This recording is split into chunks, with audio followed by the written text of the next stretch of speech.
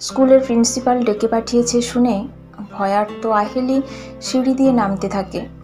Ma'am ডেকেছে মানে খুবই গুরুত্বপূর্ণ ব্যাপার। আহেলি শান্ত মেয়ে, পড়াশোনায় মাঝারি, আঁকতে ভালোবাসে। ম্যামের ঘরে ঢুকে বাবার কলিগ নাতাশা আন্টিকে দেখে আহেলি অবাক হয়ে যায়। প্রিন্সিপাল ম্যাম জানান বাবা অ্যাপ্লিকেশন পাঠিয়েছেন নাতাশা আন্টির হাতে। তাকে এক্ষুনি বাড়ি যেতে হবে। একটা ভয়ে এসে মুহূর্তে 10 বছরের মেয়েটিকে গ্রাস করে ফেলে। অনেক কষ্টে সে ম্যামকে জিজ্ঞাসা করে তার বাড়িতে কি ঘটেছে। শুকনো হেসে তার মাথায় হাত দিয়ে প্রিন্সিপাল বলেন, God bless you my child, বাড়ি যাও। গাড়িতে উঠে 2 হাতে নিজের স্কুল ব্যাগটাকে প্রাণপণে আঁকড়ে ধরে আহেলি নিজেকে সান্ত্বনা দেয়, না না, মায়ের কিছু হয়নি। আজও মা বেরিয়ে এসে আমাকে জড়িয়ে ধরে আদর করবে। সহেলি অসুস্থ হয়ে পড়েছে। নীরবতা ভেঙে নাতাশা বলে ও হাসপাতালে। হঠাৎ চুপ হয়ে যায় নাতাশা। ড্রাইভারকে বলে, একটু জোরে চলুন না, রাস্তা তো ফাঁকা। বেশ জমজমাট শহর রায়গঞ্জ। কলকাতার ছেলে অবিনাশ এখানে চাকরি সূত্রে থাকে। ভাড়া বাড়িটার সামনে একটা কালো রঙের পুলিশের গাড়ি দাঁড়ানো। কিছু একটা হয়েছে বুঝতে পেরে আশেপাশের কৌতূহলী লোকজন এসে জড়ো হয়েছে। ডাইনিং রুমে 2 জন পুলিশ আঙ্কেল বসে আছেন। আহেলি শোনে মায়ের দেহ হাসপাতালে, ময়না তদন্তের পর পাওয়া যাবে। মা বাথরুমে পড়ে গিয়ে মারা গেছেন। ময়না মাসি 12টার সময় এসে দেখে বাড়ির সামনে দরজা বন্ধ। সে ডাকাডাকি করে সহেলি সাড়া না পেয়ে পেছনের দরজা ধাক্কা দিতে থাকে। হয়তো ছিটকিনিটা ঠিকভাবে লাগানো ছিল না, তাই দরজাটা খুলে যায়। সে ভেতরে ঢুকে বাথরুমের ভেতরে সহেলিকে রক্তাক্ত অবস্থায় পড়ে থাকতে দেখে। চিৎকার করতে করতে ময়না রাস্তায় বেরিয়ে আসে। তার আতঙ্কিত চিৎকারে পাড়ার লোকেরা এসে পুলিশ এবং অবিনাশকে ফোন করে খবর দেয়। ডাক্তার এসে সহেলিকে মৃত বলে ঘোষণা করেন। তিনি বলেন অন্তত 2 ঘন্টা আগে সহেলির মৃত্যু হয়েছে। পা পিছলে পড়ে বেসিনের কোনায় লেগে মাথা ফেটে মর্মান্তিক মৃত্যু হয়েছে। এর পরের দিনগুলো বড় কষ্টে কাটে আহেলির। একদম চুপ করে যায় ছোট্ট মেয়েটি। একদিন অবিনাশ মেয়েকে ডেকে ঘোষণা করে সামনের মাসে বাড়িতে নতুন মা আসছেন। নতুন মা মানে স্টেপ মম। সেটা আহেলি স্টোরি বুকে পড়েছে।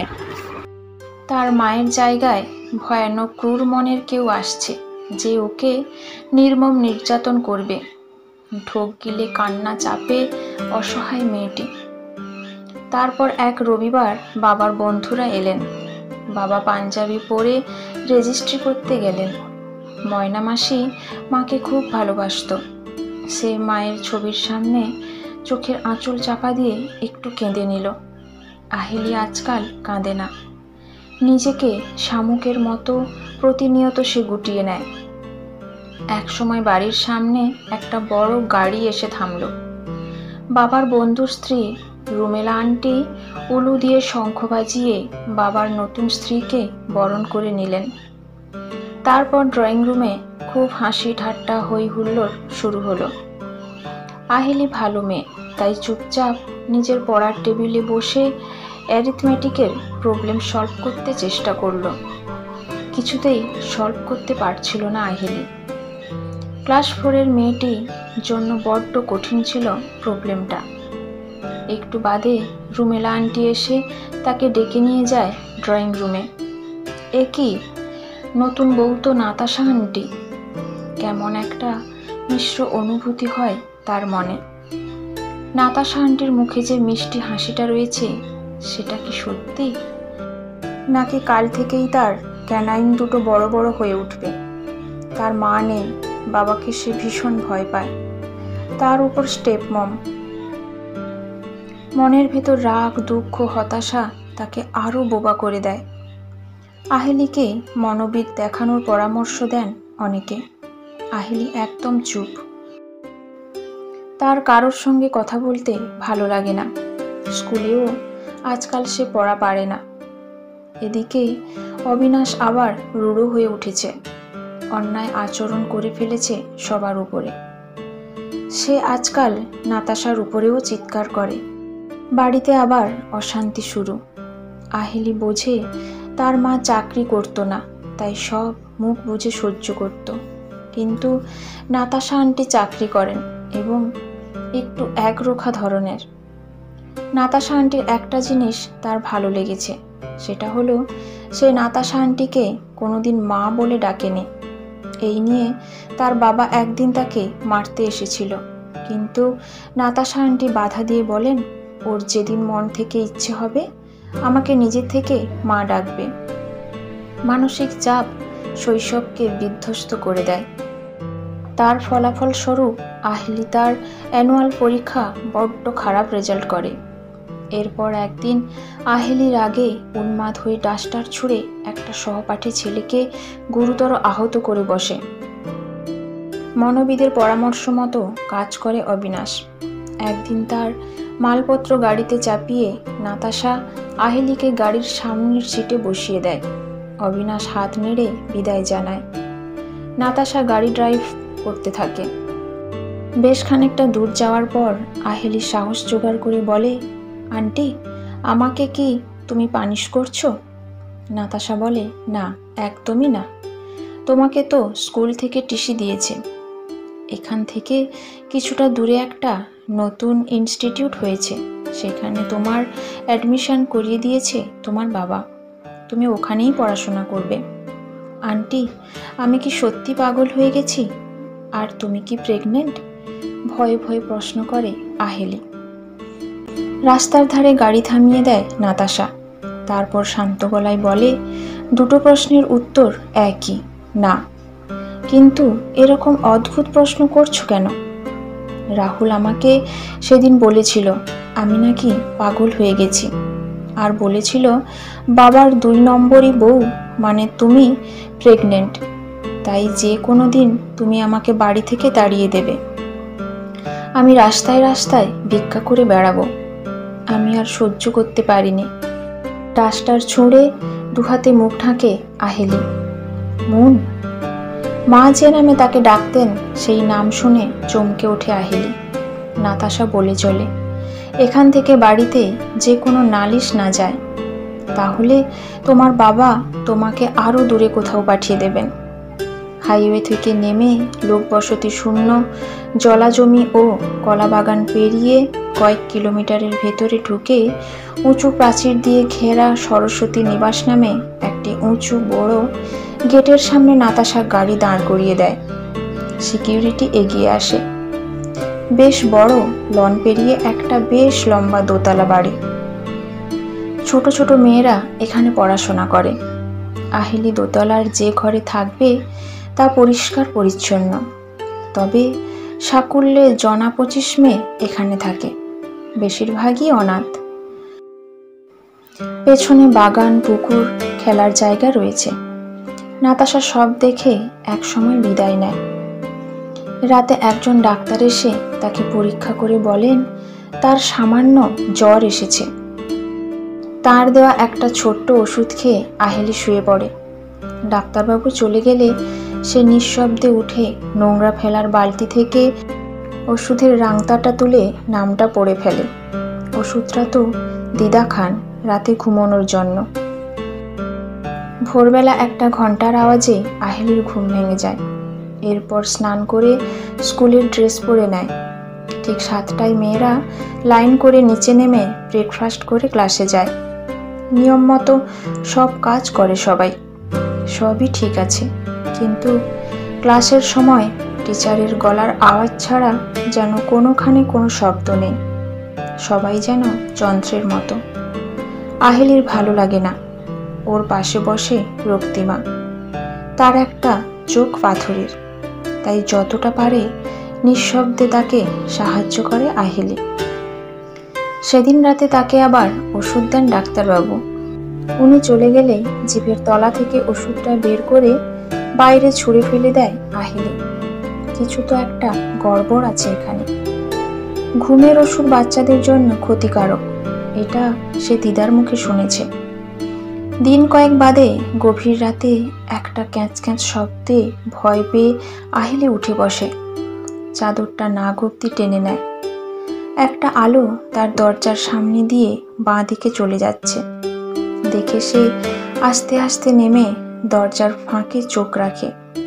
একটা ট্রলি, যেমন হাসপাতালে থাকে তার উপর সেভেনে পড়া টুম্পাদিকে শোয়ানো। একজন ট্রলি ঠেলছে। শরীর ঠান্ডা হয়ে যায় আহেলির। টুম্পা দিদি কি মারা গেছে নাকি অসুস্থ? টুম্পাদিকে তার ঘরে নিয়ে যাচ্ছে ওরা। করিডোরে আবার অন্ধকারে নিমজ্জিত হয়ে আহিলি বিছানা ফিরে এসে কেঁদে ফেলে। ঈশ্বরের কাছে প্রার্থনা করে টুম্পাদি যেন সুস্থ হয়ে ওঠে। পরের দিন টুম্পাদিকে দেখতে না পেলেও সে কাউকে কিছু জিজ্ঞাসা করতে ভয় পায়। ও ঘরের 3টি ঘরের পর করিডোর বাঁ দিকে বেঁকে গেছে। সেখানে কোনো ঘরে টুম্পাদি থাকে। অযথা কোথাও যাওয়ার অনুমতি নেই ছাত্রীদের।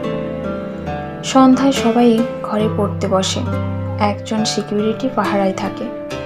তিনি কিছু সময়ের জন্য মাঝে মাঝে একতলায় ওয়াশরুমে যান।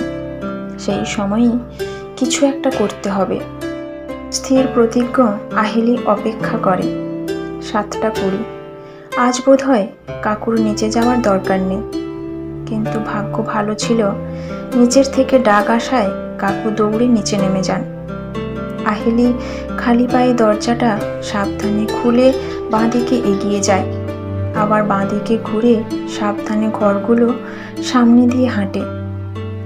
সুবিধা একটাই, ঘরের আবাসিকের নাম টাইপ করে প্রতিটি দরজা সাঁটানো থাকে। আশ্চর্য, কোনো দরজায় টুম্পাদির নাম নেই। সামনে গিয়ে করিডোর আবার বাঁ দিকে বেঁকে গেছে, কিন্তু সেখানে কোনো আলো জ্বলে নেই। এই করিডোরের শেষে লাগানো বাল্বের আলোতে সামনের করিডোরের শেষটা কেমন রহস্যময় লাগছে। ওখানে কোনো ঘরের সামনে কি কাঁচ লাগানো আছে? একটা চৌকো আলো এসে পড়ছে মাটিতে। সাহসী আহিলি দ্রুত গতিতে সেদিকে যায়।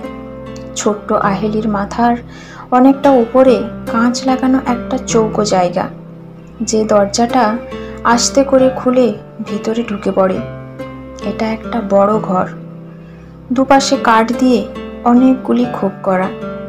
খোপের ভেতরে ছোট ছোট রড, আয়রনের খাট আর দুপাশে কিছু যন্ত্রপাতি রাখা। আহিলির দাদু একবার আইসিইউতে ভর্তি ছিলেন। ভিডিও কল করে তাকে দেখিয়েছিলেন মামা। ঠিক সেরকম যন্ত্র দিয়ে সাজানো খোপগুলো। এটা কি নার্সিংহোম? হঠাৎ বাইরে গলার শব্দ শুনে ঘাবড়ে যায় আহিলি। বাঁদিকে একটা দরজা দেখা যাচ্ছে। ওপরে কাঁচ দিয়ে ভেতরে আবছা আলো দেখে দৌড়ে সেই ঘরের দরজা খুলে আশ্রয় নেয় আহিলি। এই ঘরটা ভীষণ ঠান্ডা। ঘরটার শেষ প্রান্তে একটা লম্বা টেবিল, তার উপর ওটা কি টুম্পাদিকে শোয়ানো? উত্তেজনায় সামনে গিয়ে আহিলি দেখে শুকনো কাঠের মতো শুয়ে আছে টুম্পাদি। তার পেটের ডান দিকে লম্বা করে অনেকগুলো সেলাই। টুম্পাদির পায়ে একটা স্টিকার ঝুলছে, তার উপর ইংরেজিতে 4 লেখা। কারা যেন পাশের ঘরে ঢুকেছে। এক পাশে একটা বিশাল আলমারি। আহিলি তার পেছনে গিয়ে লুকিয়ে থাকে। না দেখেও বুঝতে পারে দুজন দরজা খুলে ঢুকে কথা বলতে বলতে টুম্পাদির টেবিলের সামনে এসে দাঁড়ায়। সব ঠিকঠাক ডেলিভারি করেছিস তো? হ্যাঁ স্যার। কিডনির জন্য 2 জায়গাতেই লোকেরা টাকা আর এসি গাড়ি নিয়ে তৈরি ছিল। আই সার্জেনের এজেন্ট কিন্তু চেক দিয়েছে স্যার আপনার নামে। বাকি সব সঠিক জায়গায় দিয়ে এসেছি। ঠিক আছে, একে পুঁতে দে। কাল পুলিশকে জানাবো ও পালিয়ে গেছে। যেখানে যেখানে বলেছি ওর জুতো আর ব্যাগ ফেলে রেখে আসবি। নাটকে যেন কোনো ত্রুটি না থাকে। আলো নিভিয়ে ওরা চলে যায়। ভয়ে হিম হয়ে গেছে আহিলি। চোখের জল মুছে সে অপেক্ষা করে। তারপর খুব সাবধানে একসময় বের হয়ে আসে। রাতের খাওয়ার ঘন্টা পড়ে। সে নিজের ঘরে দরজার সামনে দাঁড়িয়ে পড়ে। কি ভাগ্য, সিকিউরিটি কাকু এখন উপরে আসছেন। পরদিন পুলিশ আসে, জিজ্ঞাসাবাদ চলে। ওনারা যাওয়ার আগে আহিলি পেন্সিলে আঁকা একটা ছবি অফিসার আঙ্কেলকে উপহার দেয়। তাদের স্কুল বিল্ডিংয়ের ওপর অনেক পাখি উঠছে। সবাই প্রশংসা করেন, কারণ বিল্ডিংটি পেন্সিলে টানে নিখুঁতভাবে বোঝা যাচ্ছে। থানায় ফিরে অফিসার একটা আতশ কাঁচ দিয়ে দেখেন সব জায়গায় 3টি করে পাখি প্রায় পাশাপাশি একই দিকে উঠছে। তাদের গায়ে ছোট করে ইংরেজিতে লেখা SOS। রাতে বিশাল পুলিশ বাহিনী আচমকা হানা দেয়, সবাইকে অ্যারেস্ট করে। আহিলিকে বাড়িতে পৌঁছে দিয়ে অনেক প্রশংসা করেন অফিসার আঙ্কেল। নাতাশা আন্টি মৃদু হাসেন, অনেকটা মায়ের মতো হাসে। গর্বিত হলে মা যেমন হাসতেন ঠিক তেমন। গভীর রাত, হঠাৎ দরজায় খুট করে আওয়াজ শুনে চোখ খুলে আহিলি। দেখে আপাদমস্তক কালো কাপড়ে মুড়ে কেউ একজন ঘরে ঢুকলো। খোলা জানালা দিয়ে রাস্তার আলো এসে পড়েছে। সেই মূর্তি এগিয়ে এসে হাত বার করে, তাতে ধরা একটা বড় ছুরি, যা আলো পড়ে চকচক করে।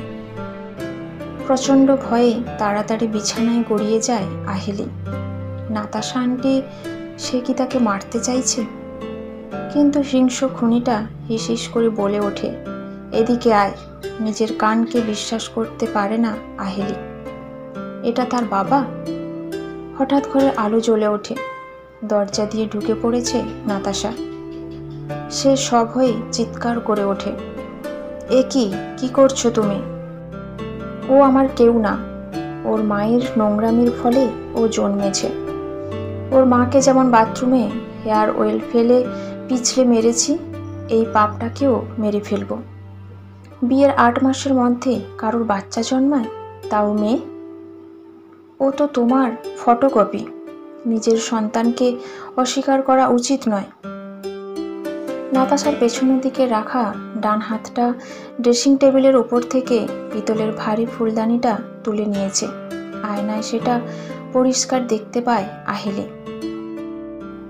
পরক্ষণে ছুটে আসা ফুলদানির আঘাতে অবিনাশ ওক শব্দ করে খাটের ওপর পড়ে যায়। হাত থেকে সশব্দে ছুরিটা খসে পড়ে মাটিতে। ক্ষিপ্র বেগে নাতাশার ছুরির বাঁটে পা দিয়ে ধাক্কা মেরে সেটা খাটের তলায় ঢুকিয়ে দেয় অনেকটা। চোখের জল মুছে নাতাশা হাত বাড়িয়ে দিয়ে বলে, মন, আমাদের পালাতে হবে। অবিনাশ নড়ছে। আঘাত গুরুতর নয়। লম্বা হাত বাড়িয়ে মেয়ের পা টেনে ধরতে যায় অবিনাশ। Jump moon. নাতাশার চিৎকার শোনার আগেই আতঙ্কে খাট থেকে লাফ দেয় বিভ্রান্ত অসহায় মেয়েটি। নাতাশা তার হাত ধরে টেনে নেয় নিজের কাছে। আতঙ্কে দুজনেই কাঁপতে থাকে। দৌড়ে খোলা দরজা দিয়ে বার হয় দুজনে। দাঁড়াও মা বলে কাঁপা হাতে আহিলি দরজার হাসবোল্ট আটকে দেয়। কি বললি তুই? নতুন মা ডাক শুনে শিহরিত নাতাশা প্রশ্ন করে। পুলিশকে ফোন করে মা, লোকটা আমার মাকে মেরে ফেলেছে। নাতাশা ছোট্ট মুনকে জড়িয়ে ধরে সিঁড়ি দিয়ে দ্রুত নামে। দুজনেই কাঁদে। পুলিশকে ফোন করে অবিলম্বে সাহায্য চায়। অবিনাশ একজন খুনি, এই সত্যিটা যতটা মর্মান্তিক ততটা আনন্দেরই। মুনকে নিজের করে পাওয়া। একটি বিপত্নিক ও ছোট্ট একটা মেয়ের অসহায় বাবা হিসেবে অবিনাশ অসম্ভব ভালো অভিনয় করেছিল তার সাথে। আজ সেসব ভাবলে নাতাশার নিজের উপর তার ঘৃণা জন্মায়। একটা খুনে হিংস্র লোক তাকে এভাবে ঠকিয়ে দিল। তবে হেরে যেতে যেতে সে কোথাও যেন আজ জিতে গেছে। একটা নতুন সম্পর্কের শিলমোহর তাকে বাঁচার ও বাঁচবার আকুতি জানাচ্ছে সোচ্চারভাবে। তার তো থামার অধিকার নেই, বিশাল দায়িত্ব তার কাঁধে। একটা বিশ্বাস হারানো অনাথ শিশুকে মাতৃস্নেহে বড় করতে হবে যে। অবিনাশ ওপরের দরজাটা ভেঙে ফেলতে চাইছে। ঘোর কাটিয়ে কাঁপা গলায় ভয়ার্ত নাতাশা বলে, মুম্বাই যাবি মুন? এখান থেকে অনেক দূর, থাকবি আমার সঙ্গে? হ্যাঁ মা, থাকবো। ছোট দুটো হাতে নাতাশার চোখের জল মুছিয়ে দেয় তার মেয়ে। টেবিলের উপর থেকে জলের বোতলটা এনে মায়ের হাতে দেয় মুন। বাইরের গাড়ি এসে থামে, নিশ্চয়ই পুলিশের গাড়ি। মেয়ের হাত ধরে নাতাশা দৃঢ় পায়ে দরজা খুলতে যায়।